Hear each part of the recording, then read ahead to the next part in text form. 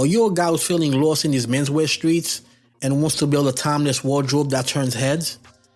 If you're not in agreement, then I want to link with you for a complimentary Step Up Your Menswear Discovery Call.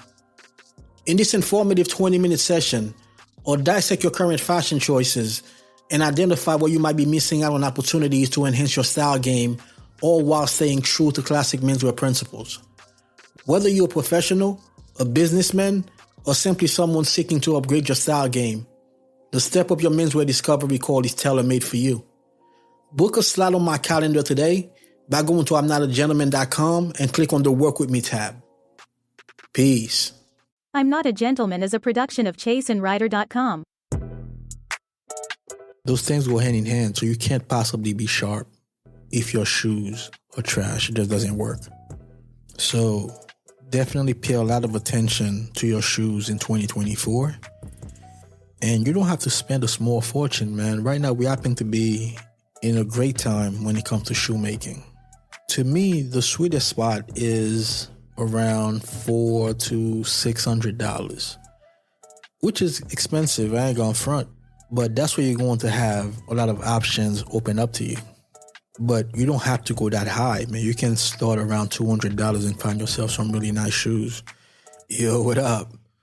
Welcome to I'm Not a Gentleman, the show designed to help you look stylish without following trends. I'm your host, Vladimir Riché from ChaseandRider.com, and your favorite menswear YouTuber's favorite menswear YouTuber. I've helped dozens of clients and hundreds of students and viewers feel more confident by looking their best and always making a great first impression. Welcome to episode 22 of I'm Not a Gentleman. In today's episode, we're going to discuss 5 strategies that can help you look your best in 2024. Intro.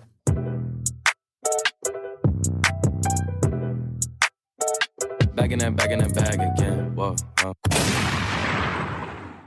So it's crazy, man. This is the last episode of the year. When I set out to bring this podcast to you guys, I started thinking about it in the spring, and eventually the first episode came out on August 1st. But when I was doing some research, what I found out was 80% of podcasts only last about 7 episodes. I was like, what? 7 episodes? That's crazy. So what happens is a lot of people that want to get into podcasting, they realize that podcasting is really hard. And what I mean by hard, it's not hard to sit in front of a microphone and talk about your expertise or whatever it is that you like. But it's hard when nobody's actually listening to the podcast. So that's the problem. People start recording and then they find out nobody's really paying attention to their show, which is unfortunate. And most of them quit. I mean, I don't blame them. If you're just talking into the air and nobody's paying attention to what you're saying, you can't even get your mom to tune in. That's kind of crazy, you know? So my goal was, I'm going to record 7 episodes all at once. And then when I put the podcast out with 1 episode at a time, I know for a fact I'm going to have more than 7 episodes, because by the time the first episode comes out, I'm already going to have 7 in the can. Well, obviously that didn't happen. I'm a last second kind of guy, man. So it sounded good in theory for me to record episodes in advance, but that definitely wasn't the case. I recorded 1 episode and put it out on August 1st, and I've been recording them weekly ever since. It's not a great thing, because what if I get sick or something like that, you know what I mean? It's good to have something already recorded. That way you don't have to scramble to put something out. But right now we're just flying by the seat of our pants. And every week you get exactly what's on my mind for that week. But the company that I use to host the podcast, which is Buzzsprout, one of the top companies as far as that's concerned, they sent out the email this week telling us how we did for the year. And my podcast is in the top 25% of all podcasts, which is crazy. It wasn't a surprise to me. I've already been checking the stats, and I see how well we were doing. But the email really put it into perspective. And to be honest with you, it's not even like I'm really crushing it. as far as numbers, like doing crazy numbers. We're doing well, but it's just that so many people, like I was saying, aren't doing any numbers at all. So podcasting is really a different beast, man. So it's not like YouTube where you can actually see the stats and see who's doing what. Podcasting, you don't get to see anything. But since so many people are getting so few downloads per episode, you don't really have to be doing crazy numbers for you to be in the top 25%. You see what I'm saying? Like, there are people that are getting like 20 downloads per episode, man. They've been podcasting for years. So I'm very proud of what I've accomplished, but there's so much more to go. You know what I mean? Like, this is only the beginning. I'm fortunate that when I started my podcast, I already had a following as far as YouTube and Instagram. So people knew me. I wasn't starting from scratch, which really helped. But 2024, man, is going to be the year where we really take off. The first thing that I'm going to do is I'm going to introduce a second episode every week. So instead of you getting a podcast just on Tuesdays, you're also going to get a new episode on Fridays, where I'm going to help somebody solve one of their pain points. And those will also be filmed, and they'll be on YouTube and Instagram as well, not just audio only. I know a lot of people have been asking, how come the podcast is not in video form, especially since my background is as a YouTuber. And to be honest with you, when I was thinking about doing the podcast, the idea was for it to be a video podcast. But somehow when I sat down to record the first couple episodes, it just didn't really feel natural for me to be talking and also filming at the same time. And I know it doesn't make sense because that's what I do on YouTube. What's the difference? But there was a huge difference. I can't even really explain it. I just didn't sound like myself. And once I turned the camera off, everything started to flow. So I'm like, you know what? Maybe I'll introduce the camera again in the future, but for now, we're just going to rock out with the audio. But with that said, the wardrobe audit episodes will be recorded. And if you have a major pain point that you're trying to solve and you're interested to be a guest on the podcast, the link will be in the description where you can go and register for it. But I appreciate all your support for making I'm Not a Gentleman, More Style, Less Fashion, a top 25% podcast worldwide. Now let's get into the episode. So as I was saying, we're going to talk about 5 strategies that'll help you look more stylish in 2024. I feel like whenever a new year starts, that's when everybody want to step their game up. You know what I mean? And menswear is not really one of those things where you can start it and really stop, because once you start seeing the results, you're going to be like, where has this been all my life? You know, so my goal is to help you guys get to that level in 2024. And even with myself, man, I'm not a finished product by any stretch, you know. I'm still looking to refine the way that I look as well. So 2024 is going to be a big year for me too. So let's get started, man. The first strategy that'll help you look more stylish in 2024 is to buy less and pay more. Often when people hear that from me, they get a little bit confused. Why would I buy less and pay more? So in other words, what I'm saying is to pay more attention to the quality of what you're buying than the quantity. That's basically what it means. Buy less and pay more. So let's say you're looking at a tie and the tie is $40 and you say to yourself, I can get 3 of those for $120. I'm winning. And then you see me rocking a Shibumi tie. And you're like, yo, that's a nice tie, bro. How much did you pay for that? And I'm like, oh, that was $120. And you're like, yeah, I'm good. I'm just going to cop those 3 for $120 instead of buying 1. Like, in theory, that sounds good. But most of the time, there's a reason why those ties only cost $40 versus the ones that I'm wearing is $120. Not always, but most of the time, that's going to be the case. So I think when you're looking to build your wardrobe the right way, it's time to focus on quality as opposed to the quantity. I'm not saying that you should be dropping $120 on ties. It really depends on your budget. I'm just giving you an example because the ties that I wear, a lot of them cost around that price. And That's one question that I get very often, man, is, where'd you get that tie from? And I tell them, and then once they see the price, they're like, oh, okay, Quality is going to cost you, man. So I think that you should really focus on quality as opposed to quantity. And where a lot of guys go wrong is they try to buy a bunch of things at once. Buy things little by little. That's what I would recommend. Don't go crazy and start to buy a whole bunch of things. That's how you can end up buying some things that you end up not liking. Don't compare yourself to somebody else. A couple weeks ago, I put out a video on Instagram. It was a short Instagram reel. And it was a video of me, I want to say from 2017 or 2018 even. I can't really remember now. But I was wearing a coat. I had on a scarf. I didn't have everything that I really wanted. The coat that I was wearing was a Banana Republic coat. It kept me warm, but there was nothing really nice about it. The scarf that I was wearing was also from Banana Republic. It's a striped scarf.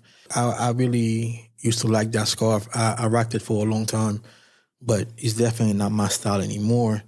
The gist of the video was me saying that everybody had to start somewhere. So even if you look back then, I did have nice shoes on and I did have a nice custom suit on, but my coat game wasn't there and my scarf game wasn't there, which are two things that I really, really love now.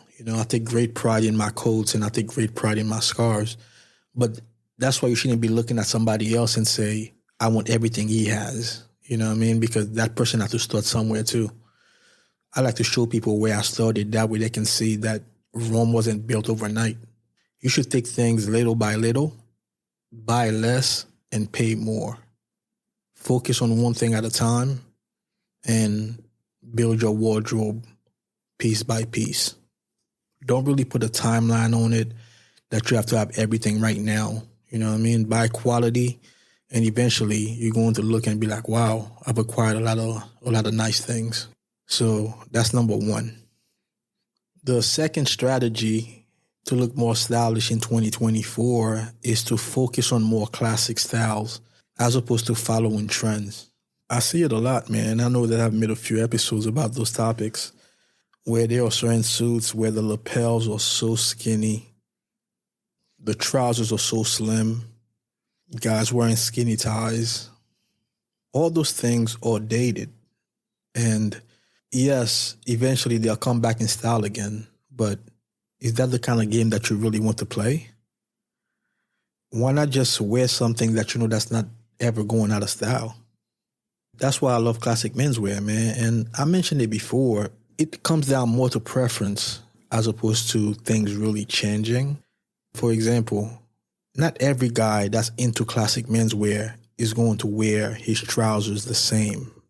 Some guys prefer a wider leg because they like the way that he drapes versus some guys are in the middle. Those things come down to preference, but it's still within the same classic menswear umbrella, as opposed to those other things that I was mentioning before, the skinny lapels and skinny ties. Those things are clearly trendy. And I know with most guys, they're always worried about how much they spend, but yet they want to follow trends. That doesn't really make a lot of sense, man, because if you're following trends, that means that in a couple years' time, you're going to have to change your wardrobe again.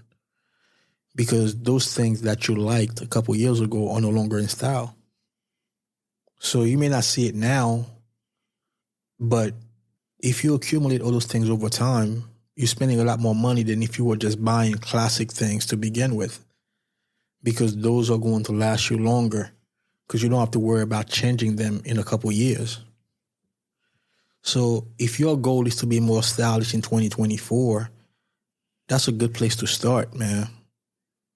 Invest in quality items that are timeless, as opposed to following whatever GQ is telling you is in style for this year.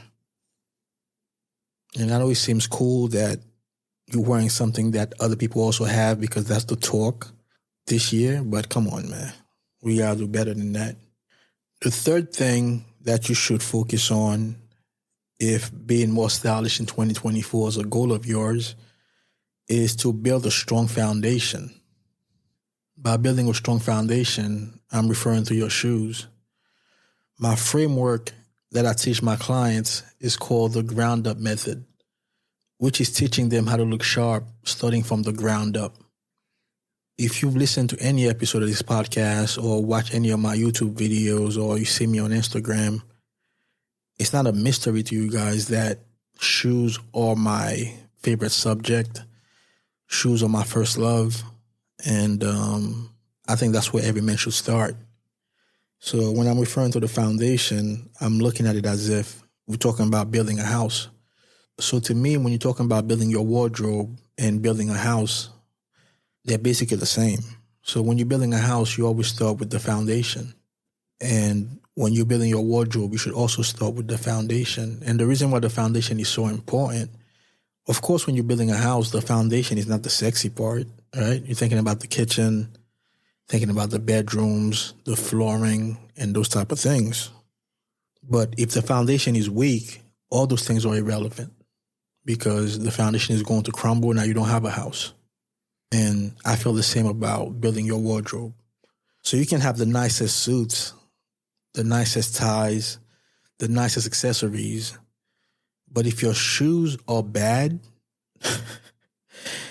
yeah, man, doesn't matter. You can't possibly be sharp wearing ugly shoes. I've never seen it. That's just not a thing. If somebody tells you they're sharp and their shoes are ugly, I don't think they understand what sharp really means, man. Those things go hand in hand, so you can't possibly be sharp if your shoes are trash. It just doesn't work. So definitely pay a lot of attention to your shoes in 2024. And you don't have to spend a small fortune, man. Right now, we happen to be in a great time when it comes to shoemaking.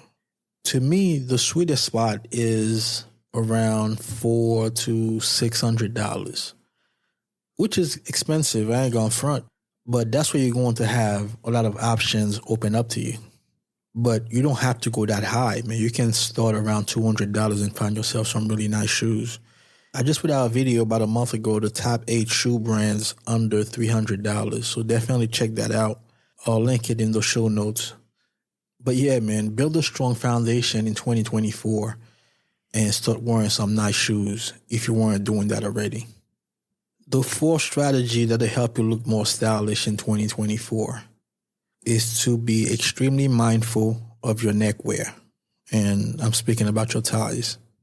I know we talked about ties briefly before, but this one is so important, man. Now, even though I was saying that I wear pretty expensive ties, I think $80 is probably the entry point of the ties that I wear, and then it goes up to about $150 or something like that. There are companies that make nice ties for less, but what I found is a lot of those companies, their ties are not wide enough. So they're around 3 inches, 3¼ inches. I wear ties that are 3½ inches. And I'm extremely picky when it comes to that. So when people ask me where can they find really good ties around the $50 price point, I really don't have anything for them, unfortunately. I think around $75 to $80 is a good starting point. You have a company like a Clasu that make really nice ties, and their ties start around $80. I highly recommend them. And I just shot a tie video last week. Unfortunately, I don't know if that video is ever really going to see the light of day. What happened was when I shot the video, I used 2 cameras. I used a camera, which is the main camera that's facing me. And the microphone is also plugged into that camera. So whatever audio I'm using is coming from that camera. And then I use the camera that's above me whenever I'm doing an unboxing. So you guys can see the desk and you can see the item that I'm unboxing. So that was a scenario because I was unboxing some ties from a Clasu and also some ties from Shibumi. So, of course, I recorded everything. And the next morning, when it was time for me to edit, I took the memory card out of the camera that's above me, downloaded the videos to the computer, and then now it was time to download the videos from the main camera, and come to find out, nothing recorded. The really odd part is, well, there are 2. Number 1, I know for a fact that I pressed record. I've had situations before where the microphone wasn't all the way plugged in and I had no audio, which is understandable. I should have checked, you know what I mean? But with this one, I know for a fact that I pressed record.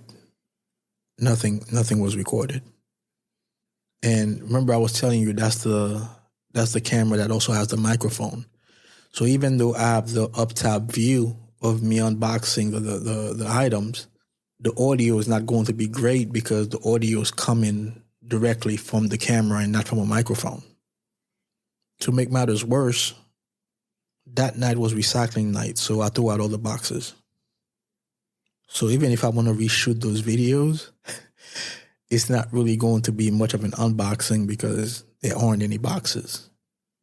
So I'm still thinking about exactly how I'm going to do it. I might just put out the video with just the up top view and shoot a new intro and outro for it.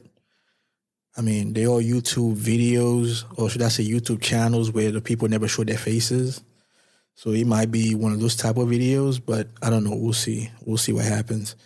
But the second odd part about that is the day before this happened, I reposted a video on my Instagram. It was some dude that was showing how he recorded a whole video. He was like a get ready with me where he was showing what he was wearing and then nothing recorded. And when I reposted it, I was like, man, this is the worst. Like I've had this happen before. And then the next day it happened again. Unbelievable, man. So I'm saying that to say this, man. Ties are very important, man. That's why I was making that video to show you two different style of ties. With a class suit, there were solid ties. I highly recommend solid ties for guys that are starting out. And that's because you can't really go wrong with them. So black and navy grenadine ties are two ties that I highly recommend. A class suit got a Set for Life collection. I mentioned it in a couple episodes ago when I was talking about the Christmas gift that I recommend. That's what I was unboxing in that video. And also I got two full-out ties from Shibumi. But ties are very important, man. So whether you're starting with solid ties or you're going to be getting ties with more colors in them, they're very, very important. Now, with that said, although I don't really have any ties that I can recommend that are around the $50 price point, one of my good friends, Style Jumper, he specializes in thrifting. He'll tell you it's not unusual to walk into a thrift shop and find some really great ties for like $5 to $10. Now, with thrifting, I don't have a bunch of experience because I don't thrift myself. But whenever I have questions, I always hit up my guy, Style Jumper. That's what I would recommend for somebody that's looking for ties, but their budget is only about $30 to $40 that they can spend on ties. Because those ties weren't always that price. So you can really find some good quality in the thrift stores for around that price. You know what I mean? Once again, I don't have a ton of experience. I can't really tell you more, but that's what I would recommend. But there's really nothing out there that's brand new that I stand behind that I can really tell you to get for that price. You don't want to get something that's going to fray after wearing it a couple times. Just doesn't really make sense. Your tie sits right below your face, so you can't really hide it. Unfortunately, most men get their ties as gifts. So right now it's Christmas Eve when I'm recording this episode. So tomorrow morning, there's going to be a lot of guys that are going to wake up to new ties. And these are the ties that they're going to use when they're wearing their suits. So in 2024, I would say to definitely pay a lot more attention to your ties, man. It sits right below your face. You're really not fooling anyone. You can't hide it. It's right there. You know what I mean? So let's wear better ties in 2024. And the fifth strategy that'll help you look more stylish in 2024 is to find a mentor. There's no reason for you to do it alone. And that's very important, man, because you can definitely do it by yourself, because I've done it by myself, but it took me such a long time. And not only to learn everything, but to also put everything together, because it's one thing to have the information, but it's something entirely different to actually put it all together and start implementing the things that you learn. And in my case, man, not only did I have to paste all the information together myself, which is a tall task because you don't know what information is right and what's not. That's the good and the bad about the internet, the gift and the curse. There's a ton of information that's out there for free, but you just don't know which is right and which is wrong. But if you have a mentor, somebody that's been there and done that, that's going to help you avoid some landmines. And as most of you know, I'm a menswear consultant, so I do a lot of one-on-one and also do some group coaching. Actually, my next group coaching, which is a live cohort called Master the Art of Dressing Well, will be coming back in January. I don't have a date tied down yet, but you guys will be the first to know once I do. And those type of things, I highly recommend for you to get into one of them. It doesn't have to be mine, although I highly recommend it. But when you're learning with other guys that are in a similar situation, group coaching is a really nice option. And also a lot of times there could be questions that you weren't thinking about and somebody asked the question and you can also benefit from the answer because you were thinking about it, but you kind of forgot it. And then somebody else asked that question. You're like, oh yeah, I had the same question. So now you can also benefit from the answer. Versus when you're doing one-on-one, if you're not asking the questions, they might not get answered. But at the same time, not everybody like to do group coaching. They prefer to do it one-on-one, which is why I have both offers. But yeah, man, definitely find a mentor, somebody that's been there, somebody that's done it, that you can lean on. You don't have to do it alone. It's possible, but it takes a really, really long time. So if you're looking to get there faster, don't do it alone. So in 2024, find somebody that you can learn from. Like with me, I got a ton of free content. For example, this podcast, my YouTube videos, my Instagram videos. But a lot of times it's about implementation because you might have the information, but you don't know how to make it work for your situation. So that's why having a mentor is so important. So once again, the link to get on the wait list for my group coaching will be in the description. And if you want to work one-on-one, we can jump on a 20-minute discovery call where you can tell me exactly what your pain points are. And I can see if we are a good match to work together. And this won't be a coaching call. It's just for us to find out if we're a good match. And that link will be in the description as well. But those are the 5 strategies that'll help you look more stylish in 2024. And for a quick recap, number 1 is to buy less and pay more. Number 2 is to focus more on classic styles and stay away from trends. Number 3 is to build a strong foundation. Number 4 is to protect your neck and be mindful of your ties. And number 5 is don't do it alone and find a mentor.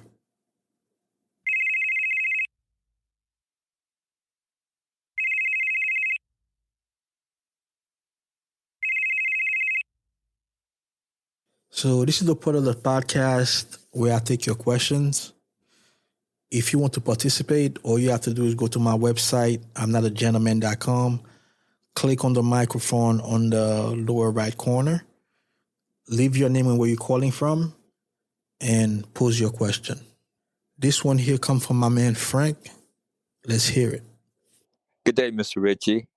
How are you? Happy holidays to you and your family. By the way, my name is Frank, and I'm calling from Detroit, Michigan. I was just calling, just real quick, what dress socks would you recommend wearing with dress shoes? Thank you.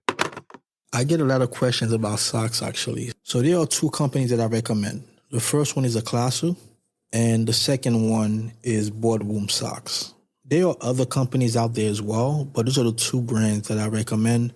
And one thing when it comes to your socks is you want to stay away from the crazy flashy socks, man. When you walk into a room, you want the attention to be on your face, not on your socks. You don't want everybody staring at your feet because you're wearing these crazy, colorful socks with stripes on them. And by the way, it's not really the colors that I have a problem with. It's more all the colors at the same time because I wear a lot of burgundy socks. I wear a lot of green socks. So I do like colors in my socks, but they're going to be solid socks. They're not going to be multicolored socks. So that's the first thing. The second thing is you want to make sure that the socks are above the calf. So knee-high socks. You don't want those short socks. So let's say you happen to cross your legs. Now everybody's looking at your leg hairs. Nobody really want to see that. So my 2 recommendations is, number 1, you want to keep the socks simple, keep it one color. And number 2, you want the socks to be over the calf. So thank you for tuning in to episode 22 of the podcast. I want to wish all my listeners a happy new year. And I hope that 2024 is going to be your most stylish year ever. And tune in again next week for another fire episode of I'm Not a Gentleman. Peace.